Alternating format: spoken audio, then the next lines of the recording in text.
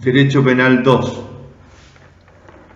Seguimos entonces con el análisis de estos documentos públicos o auténticos en este título cuarto que habla sobre las falsedades de diferentes tipos, en que la falsedad es el medio para cometer el delito. Bien, algo habíamos adelantado, ya más o menos dejamos clara la idea de lo que es un documento público o auténtico, y a consecuencia de lo mismo y a contrario sensu hablaríamos de lo que son los documentos privados. Y lo interesante es de que en derecho penal tenemos que encontrar el concepto ateniéndonos básicamente a nuestra legislación penal, a la doctrina penal, a los textos penales, a la historia de la ley y sobre todo al bien jurídico protegido. Bien, entonces ahora me parece que fue el final de la clase anterior, pero hay que repetirlo. Las falsificaciones de documentos públicos se sancionan, se penan por su sola materialización, aunque no produzcan un resultado alguno. Es decir, basta con la realización de la falsedad en el documento y punto. No esperamos un resultado como consecuencia de la acción. A consecuencia de ello, se sancionan los instrumentos, esta falsedad en instrumentos públicos o auténticos, independientemente de que causen o no perjuicio. Este plus, que algunos llaman elemento subjetivo del tipo, este plus, el causar perjuicio, solamente se deja para los instrumentos privados. Es decir, no tiene ninguna relevancia en la falsedad de instrumentos públicos auténticos el hecho de que se cause o no se cause perjuicio. Basta con que se materialice la falsedad. Y a consecuencia de lo mismo, se sancionan estas conductas de falsedad sobre este tipo de instrumentos, aun cuando no lleguen a consumarse. Claro, si no se exige un resultado que básicamente coincide con la consumación, entonces se sancionan desde antes. Es decir, podríamos encontrar situaciones en las que se sanciona la tentativa y el delito frustrado. Bien, ¿qué es lo que es interesante señalar acá? Que lo mencionamos en los contenidos, que la falsificación del instrumento público se perfecciona por su sola materialización, ya lo dijimos, y es un delito formal, pero no puro o de mera actividad, como podrían ser, por ejemplo, los delitos de injurias. Ahí basta la expresión proferida o la acción ejecutada en deshonra, descrédito o menosprecio de la persona. Artículo 416 del Código Penal. Ahí hay un delito de mera actividad. Por el injuriante se señala algo que según el injuriante debería causar injuria al injuriado, pero de repente a este ni siquiera le causa la injuria. Pero el solo hecho de proferir la acción, en este caso las palabras, o los gestos puede ser también, con ese ánimo, es decir, deshonra, descrédito o menosprecio de la otra persona, se consuma el delito. Acá no. Acá si bien es cierto que se trata de un delito formal, pero no es de simple o mera actividad. Es necesario que haya algún grado de materialización, pero ¿de materialización de qué? De la acción. Por ejemplo, debe existir a lo mejor algún documento en el que se manifiesta la falsedad. U otra forma de manifestarse la falsedad, si no es documentaria. Pero tiene que existir alguna forma de materialización de la falsedad, no de algún tipo de consumación. A lo mejor se logra algún tipo de consumación, es lo que vamos a estudiar más adelante, que se llama el agotamiento del delito. Pero no es necesario para los efectos de la sanción. Lo decimos acá. Es un delito formal, pero no puro o de mera actividad, porque requiere una materialidad apreciable, es decir, la creación o alteración de un documento, por lo tanto es posible la tentativa. ¿Cómo decimos? Es posible la tentativa. En cambio, en el caso de los instrumentos privados, ocurre lo contrario. No basta la simple adulteración, sino que la ley exige que se produzca un perjuicio a terceros, de modo que la falsificación de documento privado es, por el contrario, un delito no formal, sino que material. ¿Por qué? Porque requiere, ¿no es cierto?, que haya un resultado, que se manifieste un resultado. En el caso de los instrumentos privados. Bien. ¿Y cómo se falsifica? En general, hay muchas formas de falsificación documentaria. En este caso seguimos hablando de los instrumentos públicos o auténticos. Hay muchas formas. Incluso el artículo 193, que es el que vamos a estudiar, señala al menos 8 formas, pero hay muchas. En el caso, por ejemplo, de las estafas, ¿no es cierto?, en el título corriente de los delitos correspondiente de los delitos contra la propiedad, ¿no es cierto?, se analizan las estafas.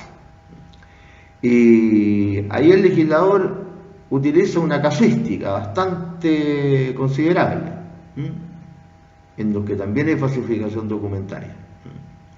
Pero ahí el bien jurídico protegido no es la fe pública como una cuestión principal, o como el tráfico de los documentos, que es lo que interesa acá, sino que ahí se trata, ¿no es cierto?, del perjuicio que se cause a alguien, básicamente. Entonces, la propiedad, se protege la propiedad. Está dentro del título de los delitos contra la propiedad. Bien, entonces, hay dos formas de falsificar en general. Una es la que se denomina la falsificación real o material, y la otra es la que se denomina la falsificación ideológica. En la falsificación real se admiten dos formas. Se imita un documento verdadero, a lo mejor desde su nacimiento, ¿no es cierto? Se imita, si un documento en papel, se imita desde el papel, la redacción, la firma, los timbres, etcétera, etcétera. Se lo imita completamente, no es el verdadero, es uno falso, está imitado. Y la otra forma es que la alteración del documento sea en el auténtico. Es decir, al documento auténtico, bueno, ahora es más difícil con la computación. Antes de la computación, en donde se escribía básicamente en máquinas de escribir, ¿no es cierto?, o se hacía manuscrito también, pero digamos más recientemente, ¿qué es lo que se hacía en el documento original cuando se trataba de alterarlo? Por ejemplo, se le trataba de borrar la fecha, si lo que se quería era cambiar la fecha. Y era difícil en el papel original borrar algo. Claro, habían técnicas también para hacerlo, que se notara lo mínimo posible. Habían técnicas, pero era mucho más difícil. Y ahora, cuando se imprime un documento, bueno, es más difícil todavía, porque sacar, como se llama, lo que está escrito en un documento que está impreso es difícil, las tintas son diferentes, etc. Pero siempre se encuentra la manera. Si uno se fija, por ejemplo, y ve este programa de los aeropuertos, ¿no? Este programa de los aeropuertos, en donde en el fondo lo que se ve es cómo funcionan las aduanas en los aeropuertos, en todos los aeropuertos del mundo, pero sobre todo en los principales. En Europa, Madrid, Italia, Gran Bretaña, Alemania, cómo se pesquisa. Lo mismo en Estados Unidos, en los grandes aeropuertos donde llega más gente que en otros lados. También ocurre en Sudamérica, también llega mucha gente. Y ahí se ve, sobre todo con gente que trata de entrar a través de un país y de ahí irse a otro país para ingresar a la Unión Europea, porque el que entre en la Unión Europea tiene tránsito libre, ¿no es cierto? Salvo algunos, como creo que son los albaneses, que tienen el tránsito restringido, pero en general se llega a algún país de la Unión Europea y de ahí se transita por al que uno quiera, ya tiene su timbre de entrada por un país. Entonces ahí uno puede ver cómo la falsificación de pasaportes, uno diría, pero ¿cómo a esta altura la gente falsifica los pasaportes? Los falsifican. Y hay muy buenas falsificaciones de pasaportes, a pesar de que ahora cuando a uno le sacan una foto para el carnet y para el pasaporte, la fotografía va como impresa, no es que se pegue una foto como era antes, con goma en la parte posterior, ¿no es cierto?, en el reverso, y se la peguen. No, ahora la foto va como impresa en el mismo documento. Igual lo falsifican. Ahora, ¿qué técnica utilizarán? Bueno, no tengo idea. Pero a eso me refiero. Siempre existe la posibilidad de estas falsificaciones materiales, ¿no? Entonces, esa es la primera forma de falsificación, real o material. Se imita el verdadero o se lo altera al verdadero. Los dos casos de falsificación, material o real. Y la segunda situación consiste en tener un documento auténtico, pero se cambia el contenido de lo que manifiesta ese documento. Es decir, se cambia lo que dice el documento, lo que piensa el documento, si ustedes quieren. La mendacidad es la falsedad, o sea, la mentira, es la falsedad de lo manifestado en un documento formalmente auténtico. El documento formalmente es auténtico, pero lo que se dice en él no es verdadero. Hay casos que están incluso sancionados específicamente como delito penal y que son las típicas formas de falsedad ideológica. Cuando veamos por ahí por los artículos 460 y tanto, en las estafas, vamos a ver que la ley sanciona un delito que se denomina de contrato simulado. De contrato simulado. Antes lo sancionaba respecto de los que se encontraban en quiebra y de los demás, de todo el resto que no estaba en quiebra. Habían dos tipos penales. Bien, pero sigue existiendo porque ahora cambió la ley de quiebra, ¿no es cierto? El sentido de la ley de quiebra no es el mismo que tenía antes. Entonces, ahí tenemos el delito que se llama simulación de contrato. Simulación de contrato. Es decir, las partes en un contrato pueden ir a una notaría, celebrar un documento por escritura pública o celebrarlo bajo firma autorizada por el notario nada más.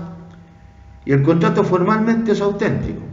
Si es un contrato privado, se autorizan las firmas de los comparecientes, ¿no es cierto? Y entonces formalmente es auténtico. ¿Y para qué decir si es una escritura pública? Es decir, ahí da mayor fe todavía el documento respecto de lo que dice la ley. Pero lo que dice el documento es absolutamente falso. Absolutamente falso. ¿Qué es lo que ocurre muchas veces, por ejemplo? Estamos hablando de la falsedad ideológica. ¿Qué es lo que ocurre muchas veces? De repente hay una persona que tiene una o más deudas y tiene un solo bien que puede ser un bien inmueble con el cual se pueden pagar todas esas deudas. Pero el deudor no tiene ganas de pagarle a ninguno de sus acreedores. Entonces, ¿qué es lo que hace? Se busca muchas veces a un familiar o a un amigo para celebrar un contrato simulado, que formalmente es verdadero, pero ideológicamente es falso. ¿En qué podría consistir, por ejemplo, este contrato simulado? Esta persona que no quiere pagarle a sus acreedores legítimos puede, ¿no es cierto?, realizar con este tercero que se presta para celebrar el contrato simulado, que también comete el mismo delito, ¿no es cierto? Son coautores. Entonces le hace, por ejemplo, una dación en pago.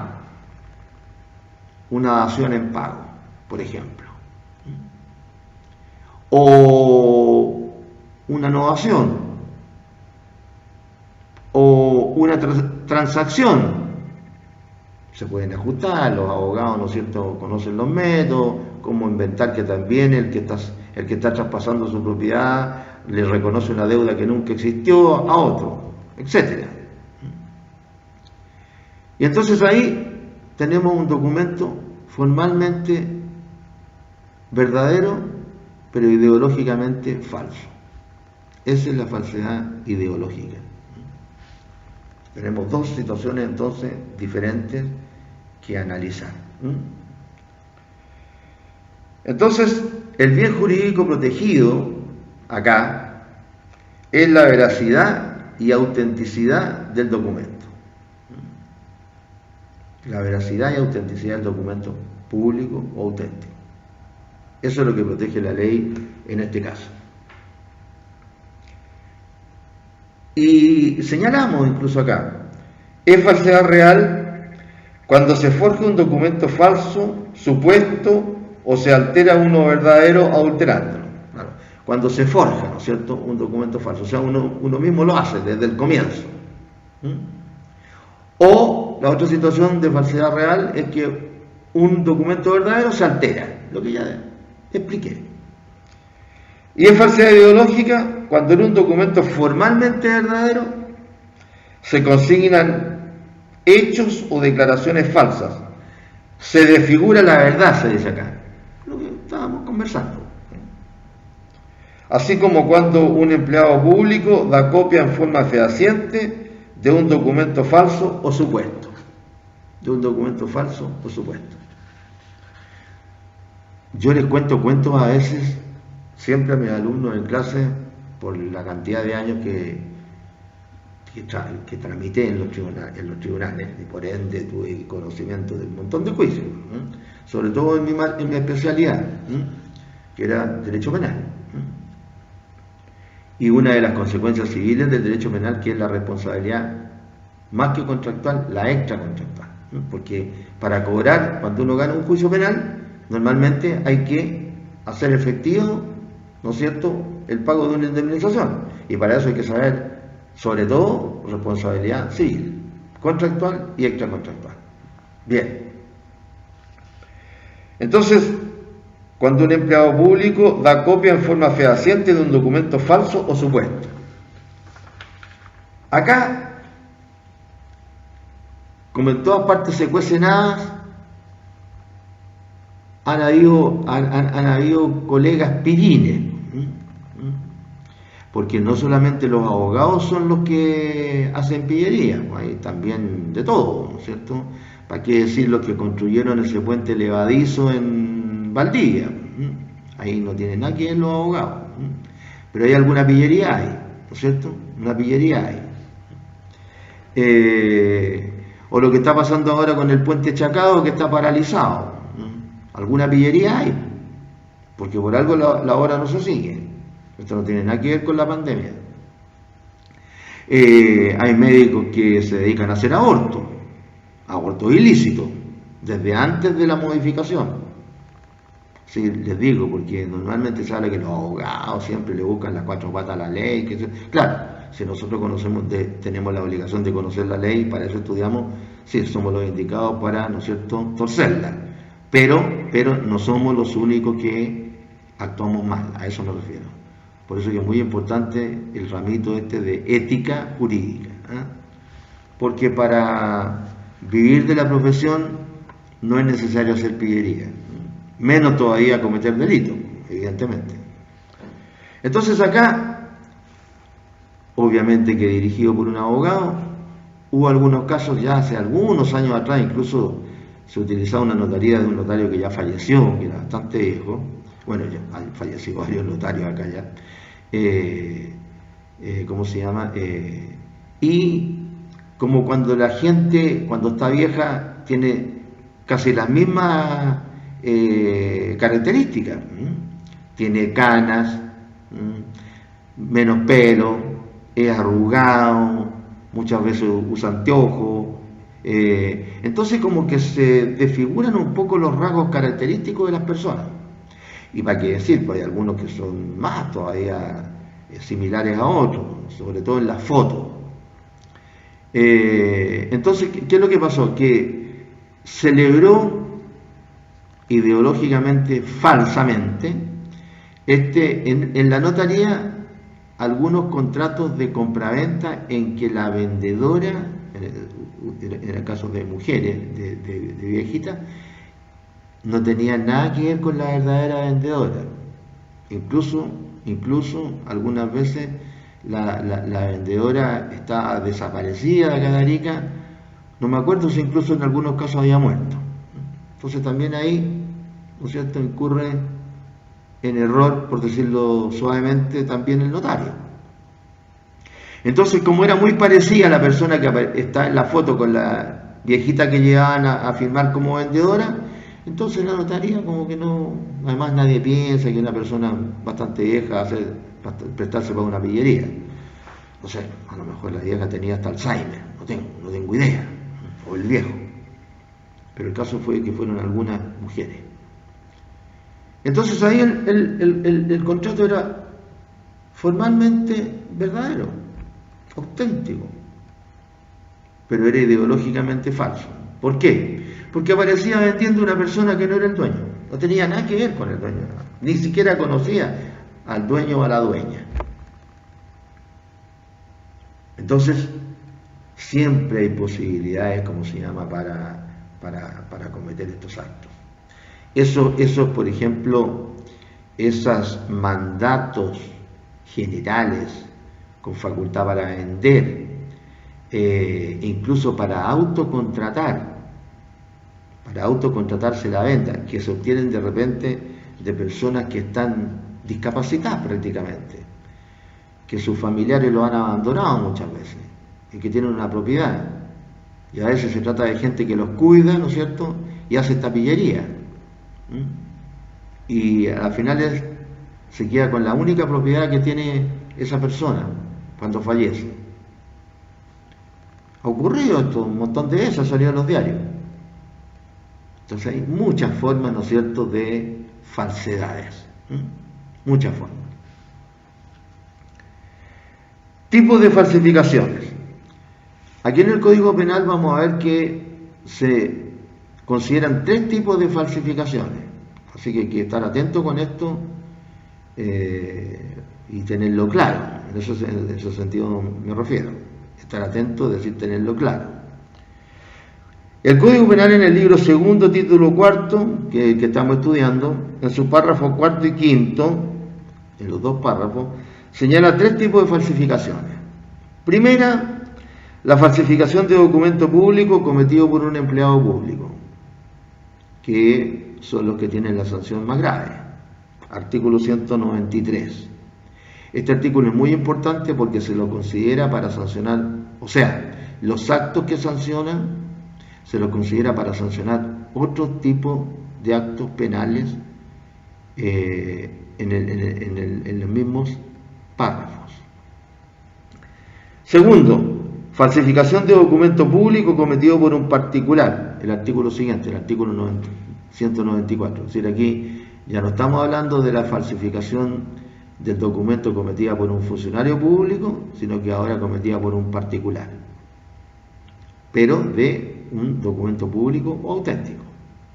Y tercero, falsificación de documento privado cometida por cualquiera, es decir, o por un empleado público o por un particular, que es el caso del artículo 197. Entonces, tres formas de falsedad. Falsedad de instrumento público cometida por funcionario público, falsedad de documento público cometido por un particular y falsedad de instrumento privado cometida por empleado público o por particular. Tres situaciones. Además, esto se desprende del artículo 193, constituye delito de falsificación documental. Estos dos casos derivan del artículo 193, número 8, y de dos artículos de estos dos párrafos que vamos a estudiar, son el caso del uso o aprovechamiento. Ya hemos visto casos de uso o aprovechamiento, el que sanciona ya no al que realiza la falsedad, sino que el que usa o se aprovecha de ella. Lo vimos a propósito, por ejemplo, de la falsificación de monedas, ¿se recuerdan?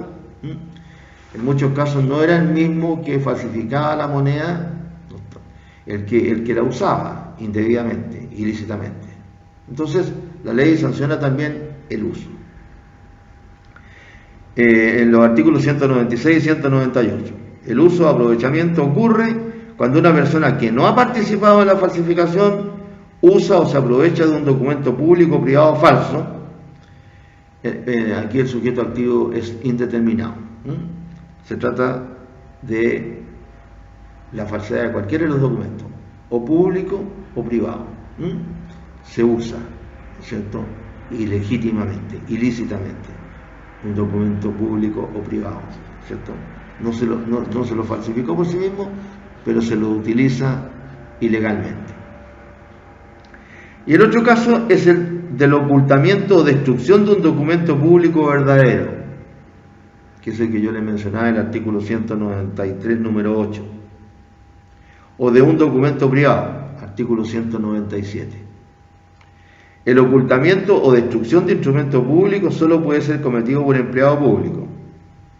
El ocultamiento o destrucción de documento privado puede cometerlo tanto el empleado público como un particular, cualquier persona.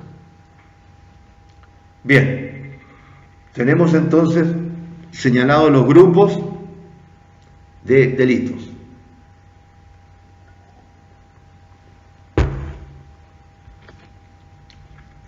Los grupos de delitos de falsedad que comprenden estos dos párrafos que estamos empezando a estudiar. Ahora, respecto de todos estos delitos, considerando los instrumentos públicos o auténticos y también los instrumentos privados, hay ciertos elementos comunes.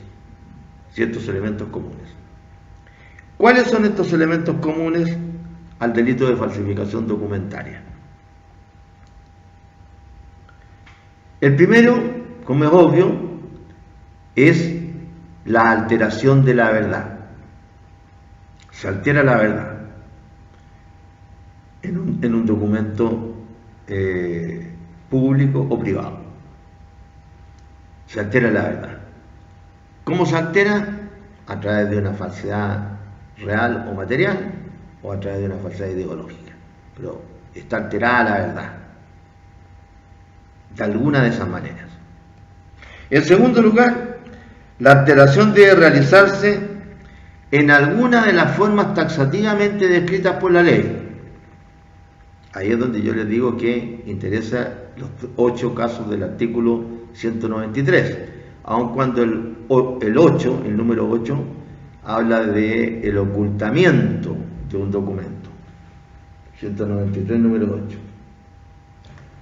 Lo que no es precisamente una forma de falsear, pero el código lo asimiló a un falseamiento, por algo lo colocó. Ya hace otra exigencia, pero está dentro de ese párrafo de las falsedades. Entonces, para la sanción de estos delitos, la conducta tiene que ser alguna de las que señala el artículo 193. Hay otras conductas de falseamiento que se sancionan en otros artículos del Código Penal. Básicamente después en el caso de las estafas, en donde se pueden falsear una serie de documentos en perjuicio del Estado, de las municipalidades, de otros organismos descentralizados, sea administrativamente, sea territorialmente, con el objeto de defraudar al fisco. Documentos en perjuicio del Estado, de las municipalidades, de otros organismos descentralizados, sea administrativamente, sea territorialmente, con el objeto de defraudar al fisco y obtener una ganancia ilícita. Pero esos son delitos distintos y no son los que estamos hablando ahora, o mejor dicho, de los que estamos hablando ahora. Y tercero, debe existir perjuicio de tercero tratándose de los documentos privados.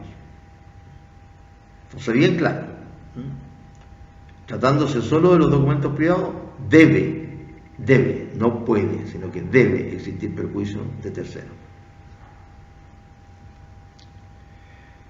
En relación con el primer requisito de la alteración de la verdad en un documento público o privado, ¿cómo debe ser esta alteración de la verdad? Sea material o real, sea ideológica.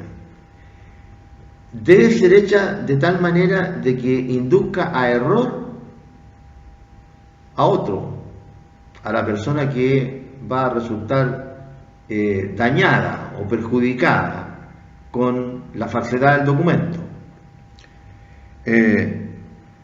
Porque si la alteración es tan evidente, ¿no es cierto?, tan burda, por ejemplo, se trató de cambiar la fecha del documento y se raspó demasiado el papel, si es que fuera así, para ponerle la otra fecha, pero se da cuenta cualquiera, a menos que alguien no sea ciego nomás, entonces ahí tenemos una falsificación tan burda, ¿no es cierto?, que cualquiera se puede dar cuenta. Es ostensible la falsedad a simple vista.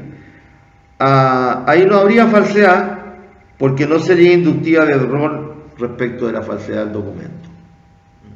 Sí, cualquiera se puede dar cuenta que el documento es falso. Es decir, yo me tendría que dar cuenta que estoy suscribiendo un documento falso, porque la falsedad es evidente. Y la ley también a mí me reprocha el no darme cuenta, si es que no me di cuenta de lo que era evidente.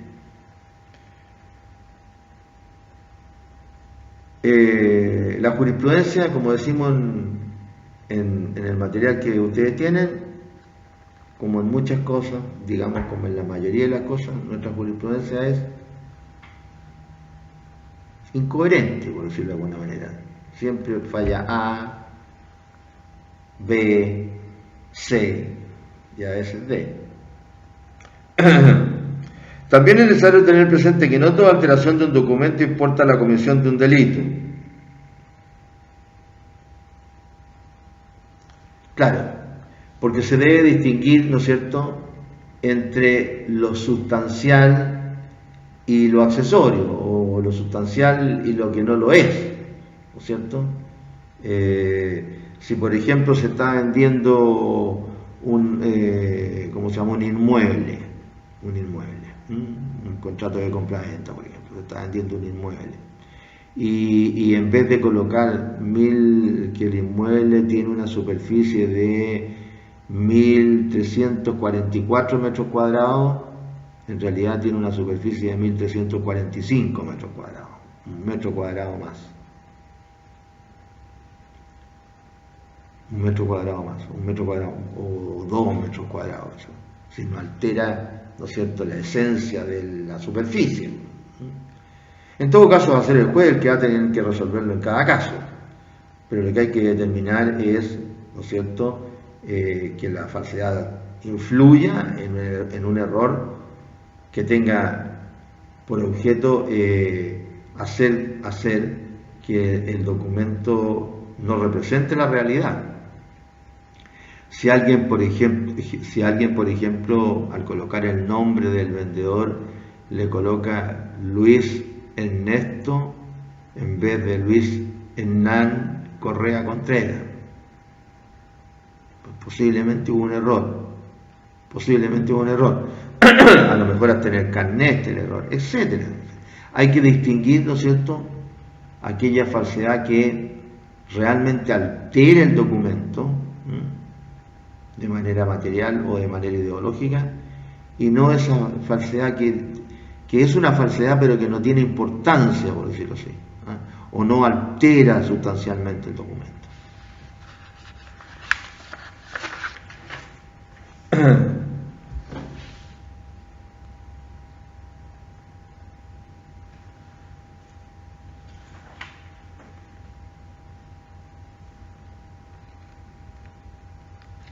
Ahora, algo de lo que les señalé antes y que se me estaba olvidando, para repetirlo, para que quede claro, que está aquí en los apuntes. Ahí hay una pregunta. ¿Constituye falsificación el otorgamiento de contratos simulados y el abuso de firma en blanco? Decimos que este tipo de falsedades no. Ya les expliqué antes que se trata de otro tipo de delitos, en los que también hay falsedad, pero no está sancionado en la forma que se sanciona en estos dos párrafos. ¿Por qué el otorgamiento de contratos simulados de abuso de firma en blanco no constituyen este tipo de falsedad? Porque en los artículos 466, y se señalan los artículos, el delito para otorgar contratos simulados, y el 470 número 3 se refiere al abuso de firma en blanco. Ambos hechos configuran delitos específicos, es lo que estábamos diciendo, contemplados en otro título del Código. Delitos específicos, contemplados en otro título del Código. Genéricamente considerados también constituyen falsificaciones, que es lo que también decíamos. Pero estos dos casos no son sancionados en lo específico por este párrafo, sino conforme a las normas del contrato simulado o el abuso de firma.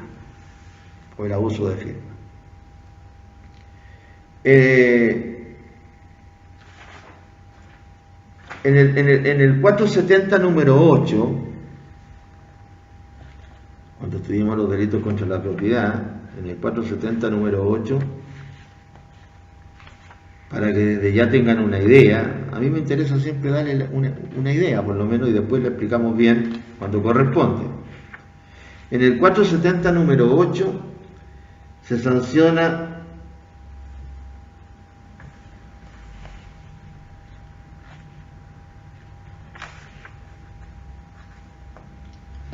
a los que fraudulentamente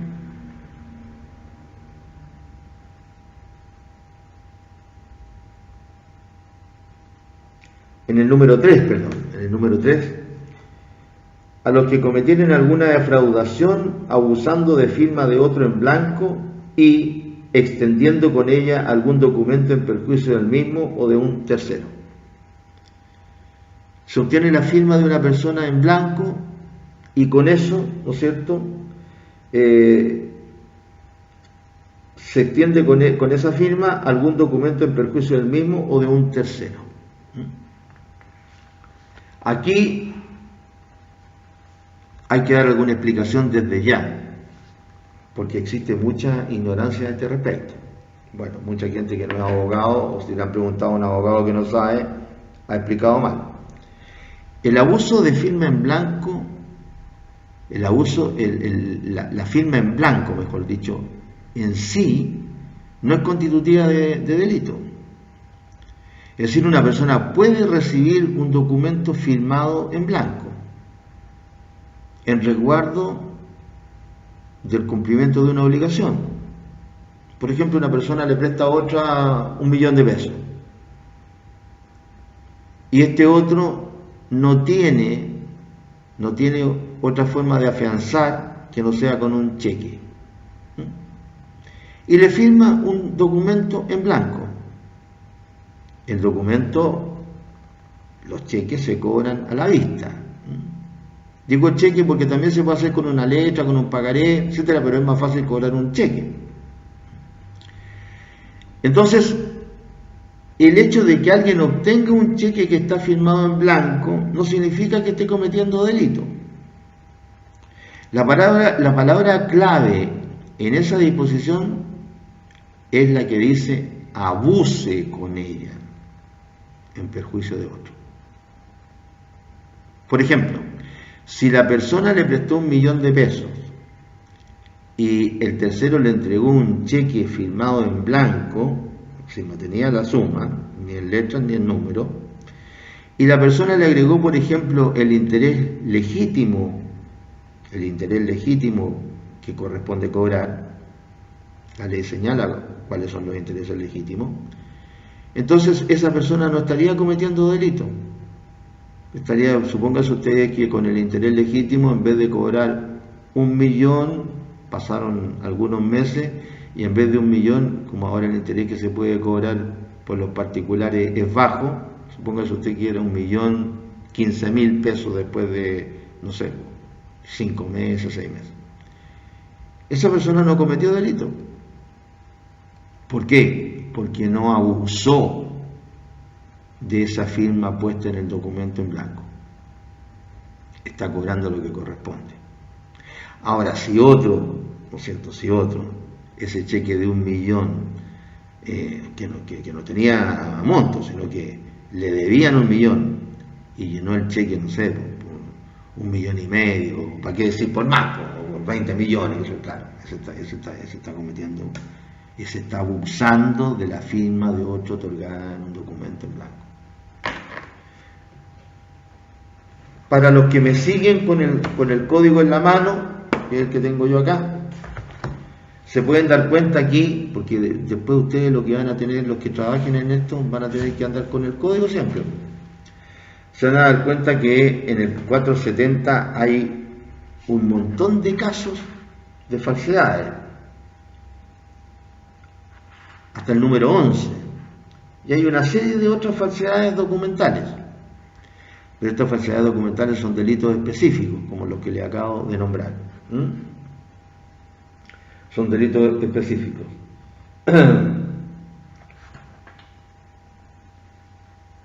Incluso en el 471, que es el artículo siguiente, si ustedes ven, en el 471, será castigado con presidio, relegación menor en su grado mínimo o multa. 2.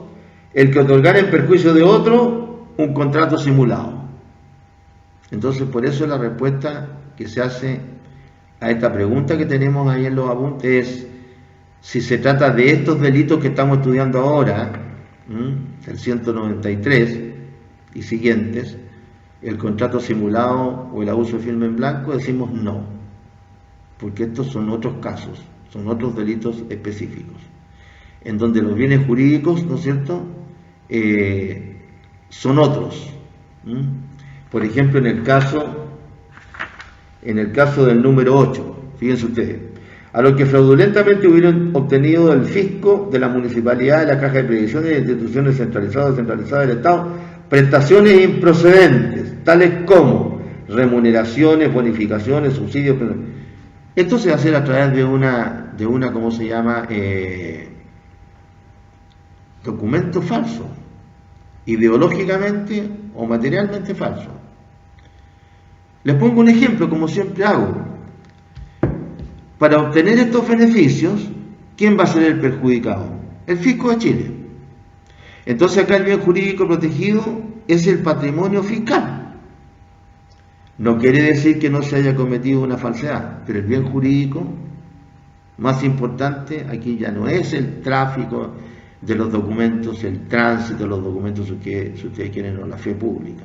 Aquí es el patrimonio del Estado, a través de las municipalidades, de otras instituciones de beneficencia, etc. Porque ¿qué es lo que pasa? Que esta persona obtuvo un pago, ¿no es cierto?, del Estado que no correspondía y que resulta ilícito. Acá en Arica ocurrió muchas veces. No sé si todavía estará vigente, porque como la economía ha ido bajando, se han ido derogando algunas leyes, pero una ley para proteger el empleo y para beneficiar a los industriales, ¿Qué es lo que hacen? Es pagarle más o pagarle parte del sueldo a los trabajadores dependiendo del número de trabajadores que tengan. Entonces, ¿qué es lo que han hecho a través del tiempo? A través del tiempo. Empresarios inescrupulosos. Incluso mini empresarios también. Han colocado en su planilla trabajadores que no existen. Y han ido a cobrar ¿no es cierto?, esa remuneración que le otorga el Estado. Supónganse ustedes que tengan 10 trabajadores, prácticamente la empresa, ¿no es cierto?, la ganancia de la empresa no va por lo que hace la empresa, sino que por el cobro que hacen indebidamente al Estado. Es una forma de estafa. Y se hace a través generalmente ¿de qué? De exhibir las planillas, ¿no es cierto?, y las facturas o los documentos de pago que se le harían a trabajadores, etc. Todo generalmente ideológicamente falso. ¿Por qué? Porque en el papel corresponde, las planillas corresponden, etc. Pero a lo mejor hay un amigo en el lugar donde se entregan esas planillas y ese amigo le pasa, ¿no es cierto?, una boleta de planillas completa para que no ande pidiendo a cada rato. O a lo mejor simplemente va a una imprenta donde el de la imprenta le hace las planillas iguales que las que hace el fisco, etcétera. Y por ahí se consiguen el sello de agua, etcétera. Ustedes saben que el que quiere hacer una pillería se la ingenia para hacer la pillería y para ganar plata. Evidentemente. Siempre en el mundo han existido los que trabajan y los que viven de los que trabajan. Eso, el mundo va a terminar así. Así que no hay que abrir mucho los ojos por esto. El problema es que parece que con la modernidad el número de los que viven de los que trabajan parece que es más, cada vez más. Bien.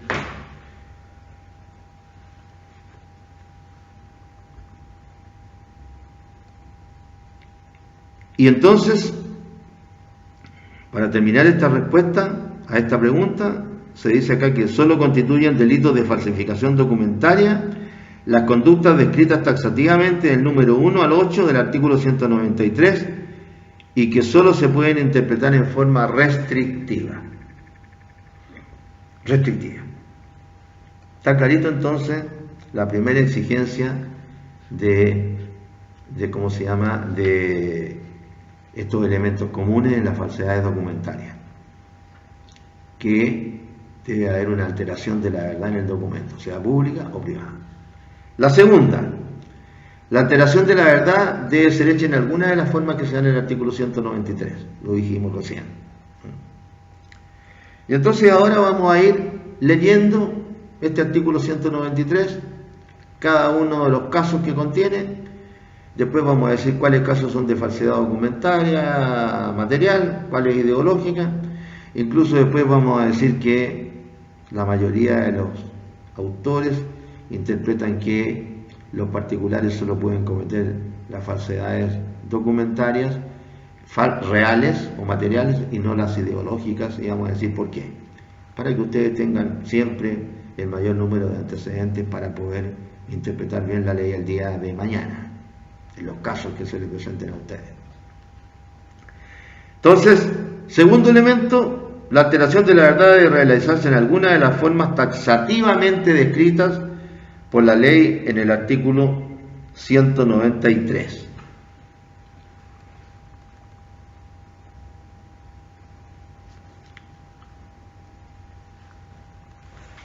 Nos vamos entonces al 193 y empezamos a leer. 1.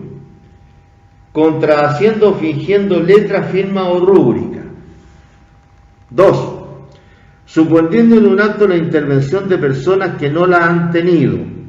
3. Atribuyendo a los que han intervenido en él, es decir, en el acto, declaraciones o manifestaciones diferentes de las que hubieran hecho. 4. Faltando a la verdad en la narración de hechos sustanciales. 5. Alterando las fechas verdaderas. 6. Haciendo en documento verdadero cualquier alteración o intercalación que varíe su sentido. 7. Dando copia en forma fehaciente de un documento supuesto o manifestando en ella cosa contraria o diferente de la que contenga el verdadero original. Octavo, ocultando en perjuicio del Estado o de un particular cualquier documento oficial. Vamos diciendo, o dando, mejor dicho, una pequeña explicación respecto de cada uno de estos numerales. El primero, entonces, contrahaciendo o fingiendo letra, firma o rúbrica. Bueno, contrahacer o fingir la letra, ¿no es cierto?, como uno escribe, ¿no es cierto?, las letras como uno las escribe, así que ahí no hay mayor explicación. Firma es esa forma personal de manifestarse por escrito como un sello de autenticidad que tiene cada persona lo ha creado. Y la rúbrica es una especie de media firma, Lo decimos acá. El verbo, ¿no es cierto?, el verbo rector aquí es contrahacer o fingir. Contrahacer, es decir, hacer de nuevo. O fingir, que significa, ¿no es cierto?, generalmente imitar. Fingir, es decir, dar a entender algo que en realidad no está ocurriendo. O darlo a entender de una manera cuando está ocurriendo de otra. La palabra contrahaciendo se considera como simular, aparentar, remedar o imitar. Lo que dice la RAE, Diccionario de la Real Académica. Contrahacer, ¿no es cierto? Claro, es simular. Si yo estoy contrahaciendo algo, contrahacer, o sea, hacer de manera distinta, ¿no es cierto? Hacer, pero de manera distinta. Contra, hacer. De manera distinta, le estoy cambiando algo. Por ejemplo, contrahacer la firma. Supongamos que donde termina la firma, termina como se llama, en una vueltecita, y la verdadera firma no la tiene, porque por X razón le falta, y yo le hago esa vueltecita. O si no está bien hecha la vueltecita al final de la firma, se la arreglo para hacérsela. Es decir, contrahago la firma. La rúbrica o la letra, cualquier cosa. La palabra fingir debe interpretarse en su genuino sentido, es decir, atribuir existencia real a lo que en verdad no la tiene. La palabra rúbrica es una parte de la firma de una persona, es un rasgo característico de ella. Sí, acá no se trata del seudónimo, por ejemplo, ni de la mosca. Se trata de una parte de la firma, por eso decía al comienzo una media firma. También contrahacerla. Hay muchos, como se llama, funcionarios que tienen que firmar cualquier cantidad de veces al día, cualquier cantidad de documentos. ¿Para qué decir los notarios y los conservadores, ¿no es cierto? Prácticamente eso es lo que hacen, ¿no? Prácticamente eso es lo que hacen, porque el personal administrativo se supone que tiene que encargarse de verificar la identidad del que está firmando, etcétera, etcétera. Toda esa parte material, y el señor conservador y el señor notario lo único que hacen prácticamente es firmar, ¿no? O sea, darle el sello de autenticidad. Pero, ¿no es cierto?, hay que contrastar, ¿no es cierto? Contrastar, ver si lo que se firme es igual a la firma que aparece en este caso en el documento oficial de la persona. Bien. Entonces ahí tenemos un caso, ¿no es cierto?, de falsedad material.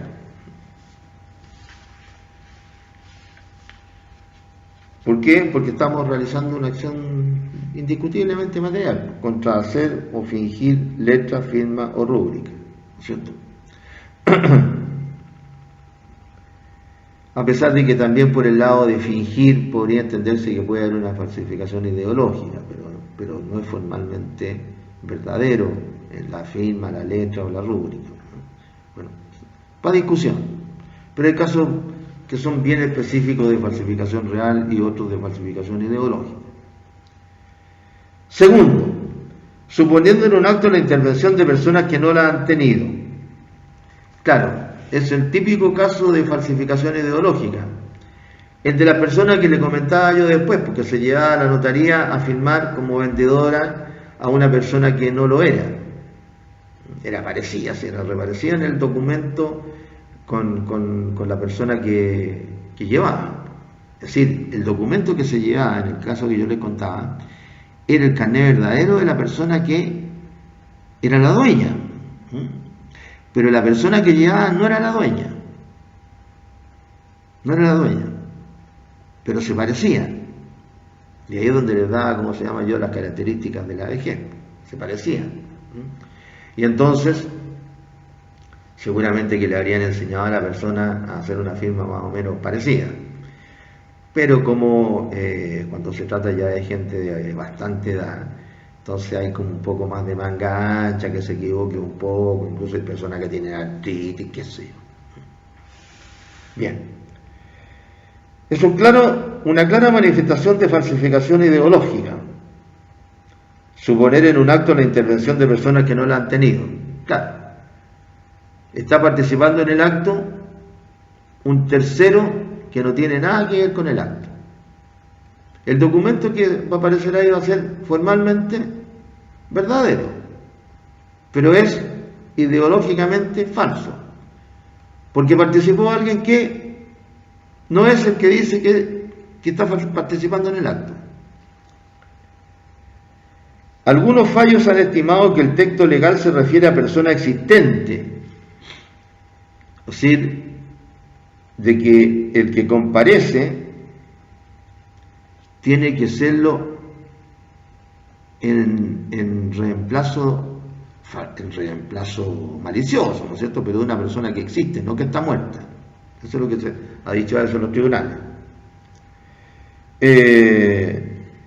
En caso contrario, si la persona no existe, constituiría otro delito, una estafa, por ejemplo. Entonces, en el caso de que, según lo que han fallado los tribunales, en realidad yo soy de la idea de que se debe sancionar siempre en virtud de esto, de este numeral, porque tiene pena más alta, porque de repente por una estafa va a tener una pena ínfima, y al final va a ser lo mismo. Si la persona que se está sustituyendo falsamente está muerta o no es la que está en el lugar y que debería estar, en realidad es lo mismo. Es decir, no está para la firma del acto la persona que debería estar, sino que hay otro que lo está falsamente sustituyendo. Entonces, ¿en qué varía eso el juicio de reprochabilidad?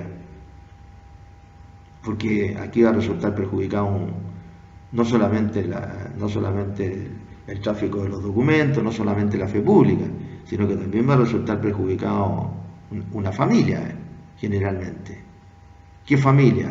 La familia de la persona anciana, normalmente, que es la que está apareciendo como sustituyendo a alguien que a lo mejor existe o a lo mejor no existe. Pero desde el punto de vista de la reprochabilidad, para mí por lo menos es lo mismo. También puede ocurrir que no se incluya en el acto la intervención de una persona que ha actuado, y esto significaría que se falta la verdad en la narración de hechos sustanciales, artículo 193, número 4. El caso contrario, no se incluye en el acto a una persona que sí ha estado en el acto. Entonces, en ese caso, pareciera que se falta la verdad en la narración de hechos sustanciales. Claro, no se incluyó a la persona que participó en el acto, pero no está en el acto.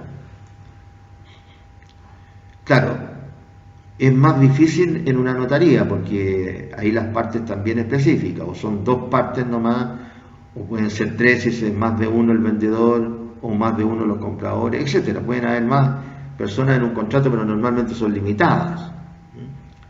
Pero supóngase usted en un tribunal, en una audiencia participan 10 personas y una persona es omitida.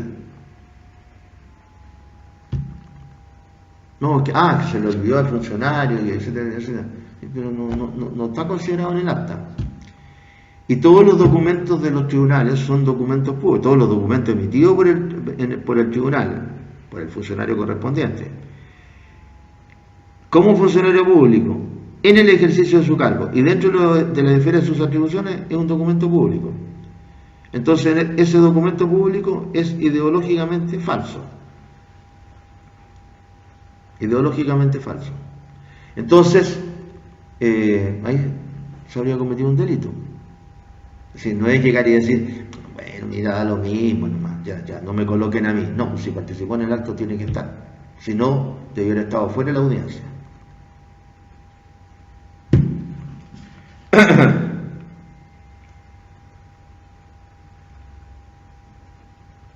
Bien, vamos a quedar aquí en el número 2 y vamos a continuar la clase siguiente con el número 3.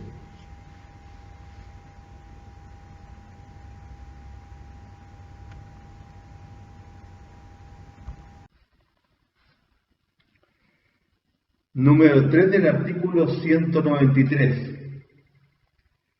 Atribuyendo a los que han intervenido en él declaraciones o manifestaciones diferentes de las que hubieran hecho.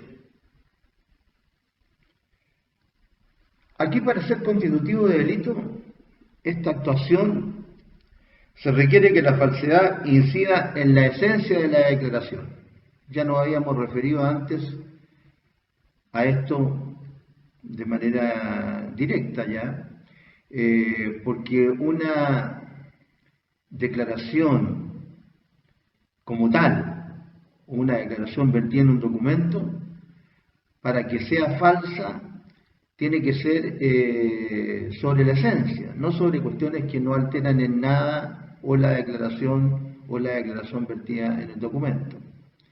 Lo habíamos visto a propósito de cuando la falsificación era tan burda que cualquiera podía darse cuenta. ¿Recuerdan que hablamos de eso? Entonces, tiene que versar sobre la esencia, atribuyendo a los que han intervenido en el acto declaraciones y manifestaciones diferentes de las que hubieran hecho. Pero esa atribución de declaraciones o manifestaciones diferentes tiene que ser sobre la esencia. O si no, no cambia en nada la declaración. Debe tratarse entonces de manifestaciones que incidan en la esencia de la declaración o manifestación, como digo, de voluntad, no en expresiones formales de las cuales no pueden derivar consecuencias jurídicas. Claro, ¿sí? No deriva ninguna consecuencia jurídica, no tiene ninguna importancia. Y cuando se trata de cuestiones aledañas o aleatorias que no inciden en la esencia, no se producen consecuencias jurídicas y por ende no guardan relación con la conducta que se está sancionando en este tipo penal. Y se entienden de la esencia aquellas declaraciones que le dan el sentido o alcance a la declaración vertida en el documento de que se trata, en relación con lo que está destinado a constituir o probar. No basta cualquier error, como hemos dicho antes. Tiene que ser un error que incida en la esencia. Número 4. Faltando a la verdad en la narración de hechos sustanciales. Aquí se está refiriendo directamente a la esencia. Este caso es muy parecido al anterior y dice en relación simplemente con que la declaración vertida en el documento debe apegarse a la verdad, no todo lo contrario, como ocurre con los ejemplos que pusimos que están en otro título del código, que son, por ejemplo, el contrato simulado, que ya analizamos. No obstante, la amplitud de la norma, no toda mentira es delito, porque la ley exige que la inexactitud recaiga en hechos que alteren sustancialmente la verdad. ¿Sí? Lo mismo que estamos hablando. Debe tenerse presente que la ley autoriza a las partes a mentir en causa propia. Claro, eso la ley lo autoriza. Uno no está obligado a decir la verdad en causa propia. Y si miente, no va a sufrir una sanción extra. Es un derecho que le otorga la ley a la persona. No sé si para bien o para mal, pero es un derecho. Porque acá se está dando la posibilidad de poder mentir, aunque sea en causa propia. Pero se está de alguna manera induciendo, ¿no es cierto?, a faltarle la verdad. Bueno, el legislador lo dice y por ende no hay nada más que acatar en un sistema de derecho. La ley se encarga de señalar los casos en que la mentira sí es una infracción penal, como en el caso de la ley sobre el registro civil, la 4808, que castiga al que suministra maliciosamente datos falsos en la escritura pública sobre un estado civil. Claro. Se puede mentir en algunas cuestiones respecto de la identidad de cada uno de nosotros, pero no se puede mentir respecto del estado civil.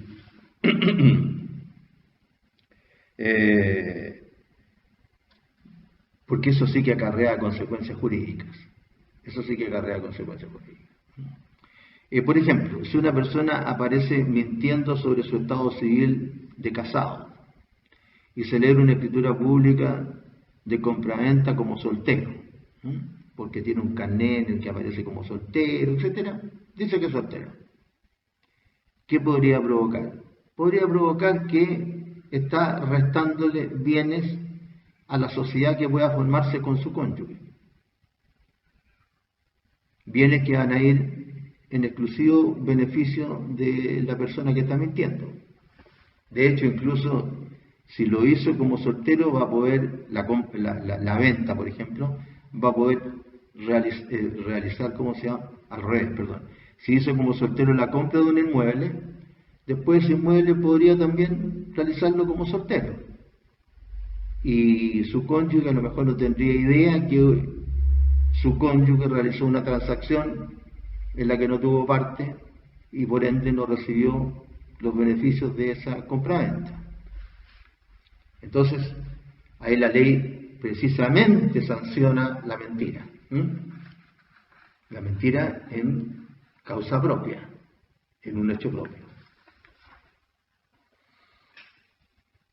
Número 5. Alterando las fechas verdaderas.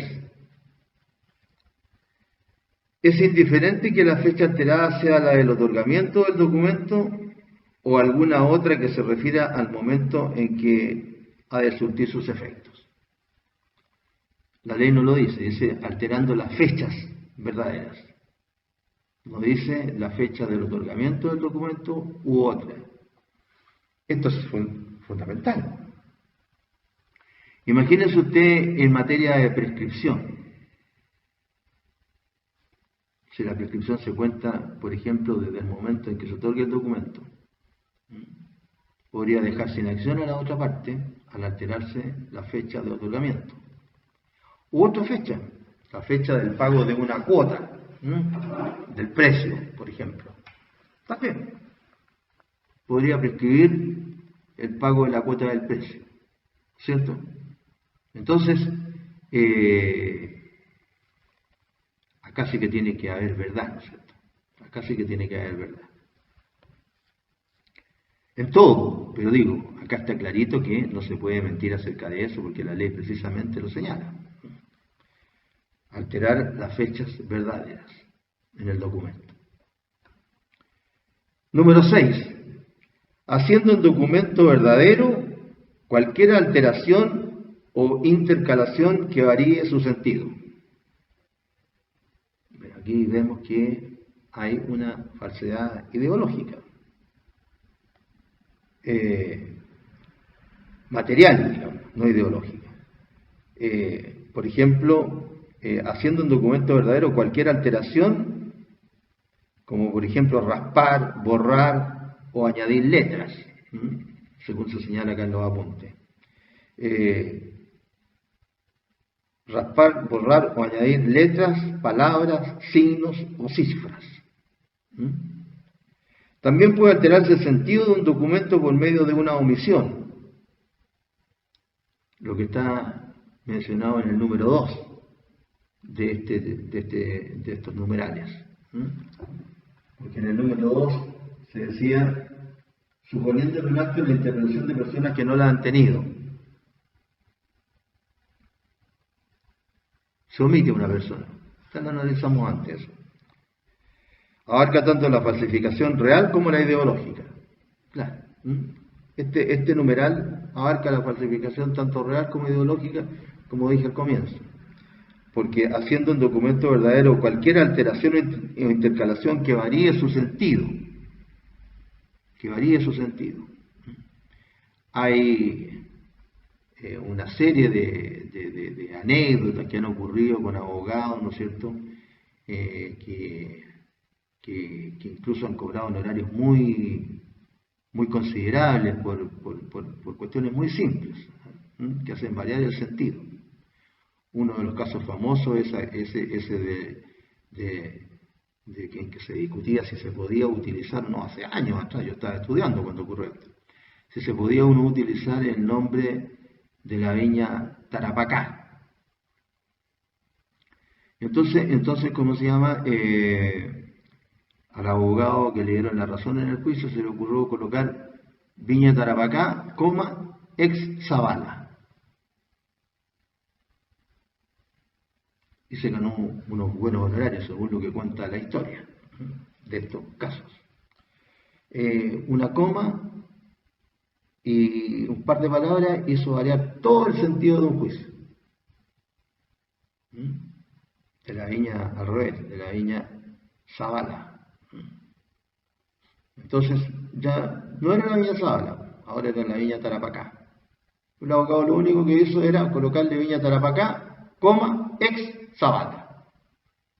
Y varió totalmente el sentido, ¿no es cierto?, de la marca en ese caso. 7. Dando copia en forma fehaciente de un documento supuesto. Aquí hay un documento que es falso, ¿no es cierto? Existe un documento, pero es falso, es supuesto. Y se da copia de eso. O manifestando en ella cosa contraria o diferente de la que contenga el verdadero original. Es la copia. Aquí se está hablando de la copia. Dando copia en forma fehaciente de un documento supuesto. Por ejemplo, se da una copia de un título profesional que no existe, es supuesto. Pero se hace un original falso y a ese original se le saca una copia. Y se puede ir hasta el notario, y el notario va a certificar, ¿no es cierto?, si le parece que el documento es original porque tiene timbre, qué sé yo, ¿no es cierto?, que es fiel del original. ¿De cuál original? Del que le mostraron. Y el que le mostraron es supuesto. Entonces ahí la copia también es una falsedad. Y ese es el medio para cometer el delito, la falsedad, como dijimos al comienzo de este título.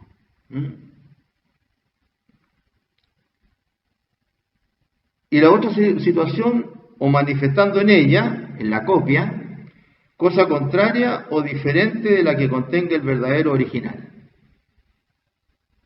Ahora, ¿no es cierto?, los que saben alta computación hacen maravillas, sacar letras, ¿no es cierto?, borrar letras, etcétera, ¿no es cierto? Así que se cambian letras, palabras, ¿no es cierto?, etcétera, y se altera sustancialmente el sentido en la copia del documento original.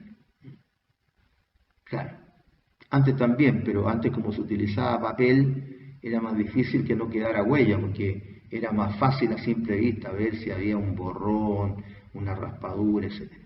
Ahora no. Los que saben computación pueden cambiar el texto, ¿no es cierto?, de un documento y no se nota, simplemente, no se nota. Y mucha gente muchas veces firma y no lee primero lo que firma. Y por último, este caso que asimiló la ley a una falsedad, pero que en realidad es una forma de ocultamiento. Pero la ley dice que tiene que tratarse de un documento auténtico. ¿Qué dice el numeral 8? Ocultando en perjuicio del Estado o de un particular cualquier documento oficial. Un documento oficial. Y por documento oficial quiere significar que está emanado de los poderes públicos. Cualquier tipo de documento emanado de los poderes públicos. Cualquier tipo de documento emanado de los poderes públicos, que sea auténtico, ¿cierto? Es un documento oficial. Por ejemplo, un parte de Carabineros es un documento oficial para estos efectos. Un informe que emite, ¿cómo se llama?, la gobernación o la intendencia, etc. Es un documento oficial para estos efectos, siempre que sea auténtico, evidentemente. Entonces acá se trata de ocultarlo. Aquí la ley asimila el ocultamiento a la falsificación, pero no se refiere al ocultamiento de cualquier documento público, sino solo a los que tengan el carácter de oficiales. De oficiales, es decir, emanado de los poderes públicos. Entonces, la exigencia que le hace el legislador a este ocultamiento que se asimila a una falsificación son que sea de un documento oficial y que cause un perjuicio al Estado o a un particular. Este ocultamiento. Claro, por eso que lo asimila a la falsedad, ¿no es cierto? En el caso de la falsificación de instrumento público no se requiere el perjuicio de terceros, basta con su sola materialidad. Es decir, que haya una falsedad en el documento. Pero tiene que haber, como dijimos delante, que no era un delito formal de mera actividad, tiene que haber una exteriorización de la falsedad, es decir, tiene que constar la falsedad en el documento, aunque no se exija consumación ni se exija que se haya producido ningún resultado, pero tiene que haber una manifestación externa de la materialidad, de la falsedad. La destrucción de documentos, sea que revistan el carácter de oficiales o no, constituye el delito de infidelidad sancionado en el artículo 242. Claro, ahí tenemos otro caso, ¿no es cierto?, en que se considera una situación parecida a esta. Pero ahí estamos hablando ya no de ocultar, sino que estamos hablando de destruir. En el 242.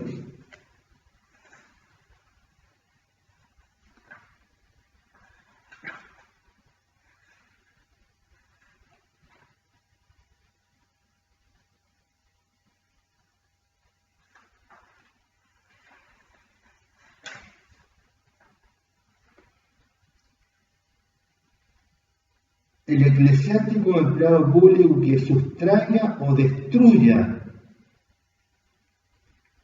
papeles o documentos que le estuvieran confiados por razón de su cargo será castigado con tal pena, siempre que el hecho resulte grave daño en la causa pública o de tercero, y con tal pena cuando no concurrir en las circunstancias expresadas en el número anterior, o sea, no se cause grave daño a la causa pública o de un tercero.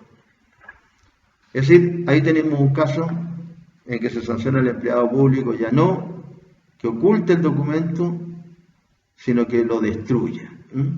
Está encargado el documento.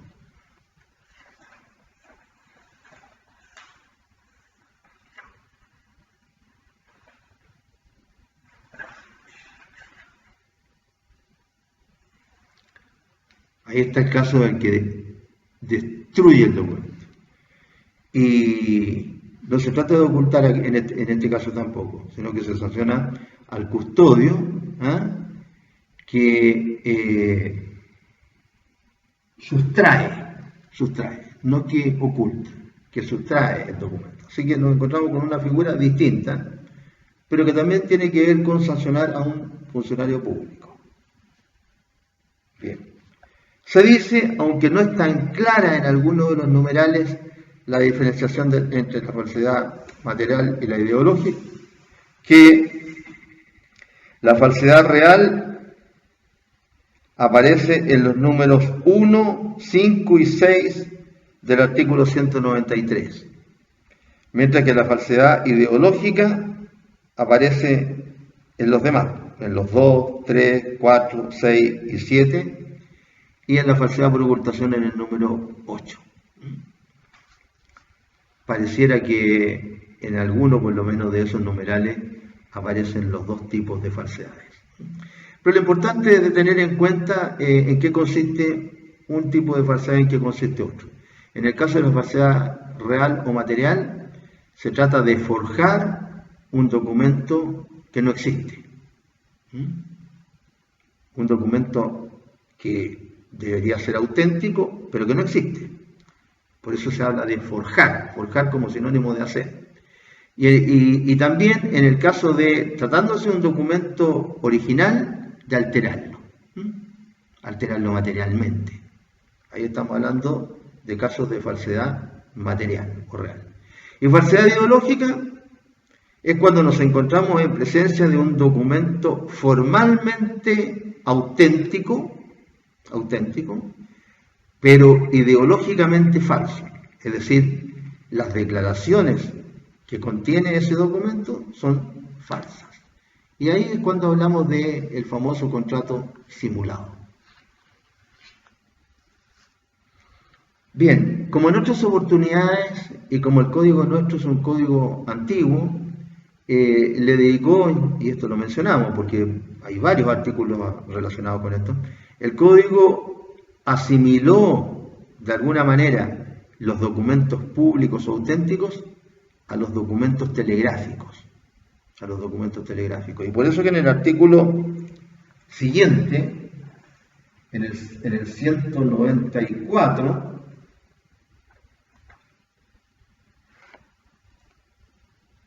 en el 195, se sanciona al encargado o empleado de una oficina telegráfica que cometiere falsedad en el ejercicio de sus funciones, forjando o falsificando partes telegráficas. Se le sanciona con presidio de volver a su grado medio.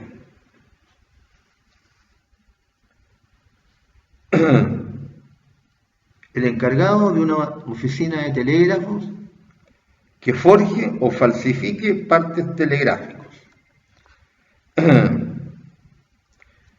La ley asimila el parte telegráfico, como dije, a un documento público, a pesar de que se trata de documentos privados. Documentos que son privados entre el que remite el documento y el que lo recibe, remitente y remitido. Pero ahí es donde participa el agente de la oficina de telégrafo. Y más de un agente de oficina de telégrafo, al menos 2 o 3. Porque un agente es el que recibe el parte telegráfico, ¿no es cierto? Y que también seguramente lo transmite en clave Morse, ¿no es cierto? Y en la ciudad a la cual mandan el telégrafo lo recibe el otro encargado de la oficina telegráfica. Y después está la persona que reparte el telégrafo. Así que eventualmente habrían al menos 3 personas que podrían incurrir en esta infracción penal, en forjar o falsificar un parte telegráfico. Y en cualquiera de los momentos que les he descrito, cuando se remite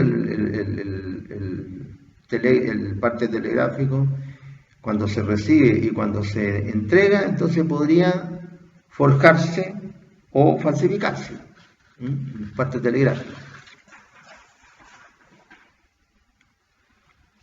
Si ustedes leyeron la Guerra del Pacífico, se encontrarían con que en esa época lo más adelantado y lo más rápido, por ende, era el telégrafo. Así que las fuerzas chilenas tenían un cuidado especial en mantener activos los telégrafos, que no se los echaran abajo. Esto está en un montón de, de narraciones, etcétera, entre los que comandaban la guerra del Pacífico. Antes no había telégrafo.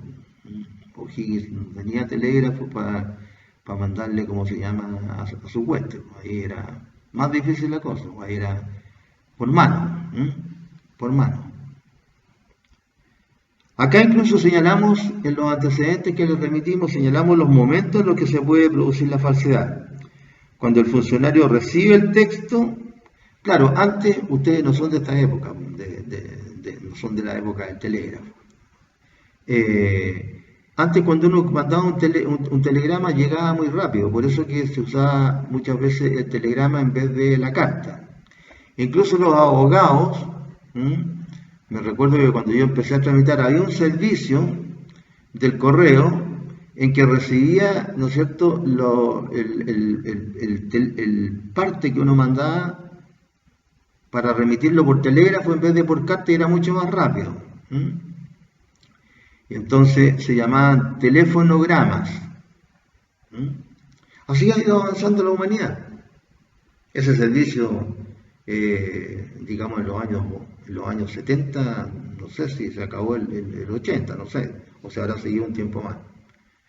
Entonces, en vez de ustedes estar una carta de cobranza, por ejemplo, entre redactar la carta, meterle en un sobre, llevarla al correo, etcétera, era mucho mejor, ¿no es cierto?, dictar un texto por teléfono en donde estaba lo básico, la individualización de la persona a la cual se la mandaba, el domicilio, y un texto cortito. Si no concurre a cancelar la letra de cambio girada aceptada por usted antes del día tanto, se le va a proceder el cobro judicial, por ejemplo. Abogado tanto, tal dirección, horario de atención, listo. Claro, ahora ya no es necesario, ¿no es cierto? Las cobranzas se hacen de otra manera. Lo llaman a uno ahora hasta de Colombia para cobrarle, con estos servicios que se tienen de ¿cómo se llama?, de telefonía, que funcionan en otros países. Y que prestan un muy mal servicio porque no saben, como Chile es largo, no tienen idea donde de repente hay que mandar a entregar una cosa. Entonces resulta que ustedes están hablando con una persona que está viviendo en el Caribe. Digo, a lo mejor ustedes quieren que se le entregue una cuestión a alguien en el campo, en la sexta región, en la séptima, o en Antofagasta, que sé. ¿Quién sabe que está en Colombia, no sé en qué ciudad de Colombia? Y que a lo mejor hasta se infringe el porcentaje de ciudadanos extranjeros que la ley admite a trabajar en una empresa determinada. Claro, son las cosas que se pueden hacer por las grandes compañías, ¿no es cierto? No sé si esto se fiscalizará. Bien. Entonces, esto del telégrafo se relaciona con una norma que hay más adelante, que es el artículo 337, que castiga al empleado de telégrafo que divulgue el contenido de un mensaje sin autorización expresa de quien lo envía o recibe. Claro, ahí estamos ya sancionando al que divulgue el contenido. Y el contenido lo puede divulgar, como decía, cualquiera de estas personas. El que recibe el texto del telégrafo, desde la persona que lo manda, el que lo recibe cuando se lo manda por clave Morse, ¿no es cierto? Así funciona el telégrafo, por clave Morse, y después el que lo va a dejar el telegrama, lo puede abrir, etcétera, y puede divulgarlo. En el fondo, ¿no es cierto?, es una violación como la violación de correspondencia, porque respecto del que lo recibe, también se lo entregaban en un sobre cerrado y sellado. Así que también había una violación de correspondencia en un primer tiempo, en el tiempo en que se abre el sobre. Y después, ¿no es cierto?, cuando se lee el contenido del telegrama en este caso.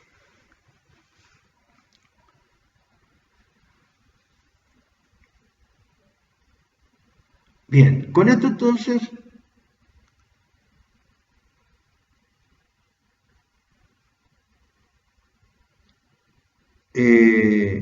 terminamos de hablar del segundo elemento común a estos delitos de falsificación documentaria del artículo 193. Y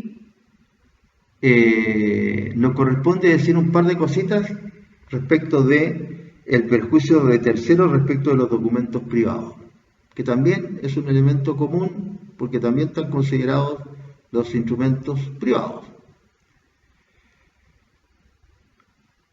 ¿Para qué vamos a repetir lo que ya dijimos? Que los documentos públicos, cuando se dice se perfeccionan, debe entenderse que se dice se consuman, ¿no es cierto?